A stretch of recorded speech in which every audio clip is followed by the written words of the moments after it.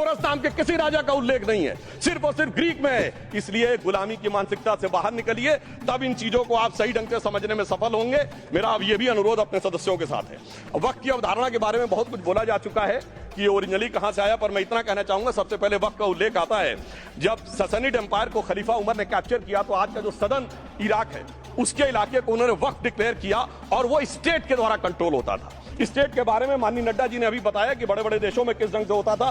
Sir Syed Ahmad Khan ने भी वक्फ को मूल इस्लाम का हिस्सा न मानते हुए इसके लिए मुजार शब्द कहा है, जो शरिया के अंतर्गत आता है, और इसी के लिए उन्होंने फतवा आलमगीरी को भी कोट किया था।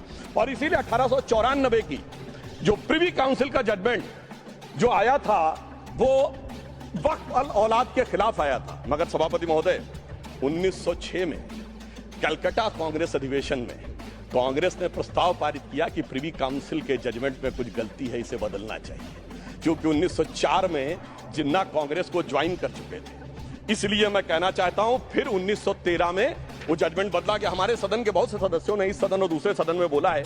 मैं एक सेंटेंस बोलता हूं, लगेगा जैसे वही लोग बोल रहे हैं। वर्ड ये है, कोट है, since the bill was introduced to administer the Muslim law for मुसलमान, so the question of public policy does not arise. लगता है जैसे हमारे कोई सदस्य बोल रहा हूं। सर, ये मोहम्मद अली जिन्ना ने अप्रैल 1913 में ही used this word while moving the report of the select committee to the imperial legislative council. Sir, 1913 से 2013 तक भाषा ही नहीं बदली और आज भी भाषा नहीं बदल रही है। हमें ईमानदारी से, और उस समय यूपी और बंगाल ने उसका विरोध किया था, आज यूपी और बंगाल के लोग किस तरीके से साथ में है वो पूरी तरीके से दिखाई पड़ता है। इसलिए हम ये कहना चाहते हैं, हाँ, एक प्रश्न बहुत उठाया जाता है कि केवल मुस्लिम ही वक्फ को क्यों दान दे सकता, ऐसा वक्फ बोर्ड में क्यों संशोधन किया गया। मैं ईमानदारी से कहना चाहता हूं, ऐसा नहीं कि मैं इस्लामिक मामलों का बहुत बड़ा आलिम फाजिल जानकार हूं, मगर इस्लाम में बहुत साफ मान्यता है कि जो गैर मुस्लिम है उसकी इबादत अल्लाह कबूल नहीं कर सकते, उसकी दुआ कबूल नहीं होगी तो दान कैसे कबूल होगा। साहब, हम इस्लामिक भावना का सम्मान कर रहे हैं। हमारे अल्पसंख्यक मंत्री गए थे तो वो मदीना में एक डेफिनेट लेवल तक जा सकते, उसके आगे नहीं जा सकते। अगर इबादत की इजाजत नहीं है तो साथ जायदाद की इजाजत कैसे हो सकती है। मुस्लिम भावना का सम्मान है, और अगर है तो कोई मुल्ला मौलवी मुफ्ती मुकर्रम बारी आज आके बता दे कि कबूल हो सकती है दुआ, तो हम दान भी कबूल करने के लिए तैयार हैं। और तो और छोड़िए साहब, जब आप कहते हैं कि हर चीज हलाल होनी चाहिए, तो साहब हलाल करने की प्रक्रिया नहीं, हलाल करने वाला भी मुस्लिम होना चाहिए, तब वो हलाल होता था। तो मैं पूछना चाहता हूं साहब, काटने के लिए तो हलाल होने के लिए मुस्लिम जरूरी है, और बांटने के लिए बगैर मुस्लिम के भी हलाल होगा, ऐसा तो नहीं हो सकता।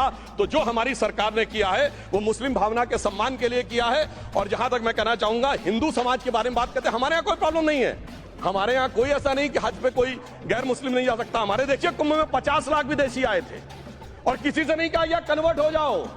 इसलिए मैं कहना चाहता हूं, हिंदुइज्म की धारणा और बाकी धारणा का जो तुलना करने का प्रयास करते हैं वो बहुत उचित नहीं है। मगर सभापति महोदय, इस वक्त ने कई अद्भुत नजारे दिखाए। इस्लाम में जो काफिर से ज्यादा मुशरिक और शिर्क को बुरा माना गया, नहीं जो भगवान को माने ही नहीं। यहां देखिए वो लेफ्ट के लोग जो कहते धर्म एक अफीम है, वो आज खुदाई खिदमतगार बन के खड़े हो गए। 130 दिन के लिए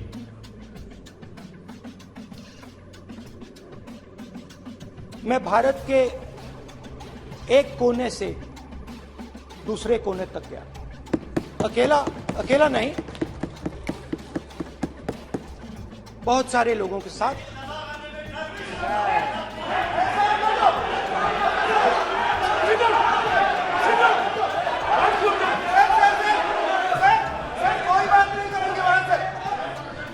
सर, ये हमारा टाइम खत्म करने का साजिश है।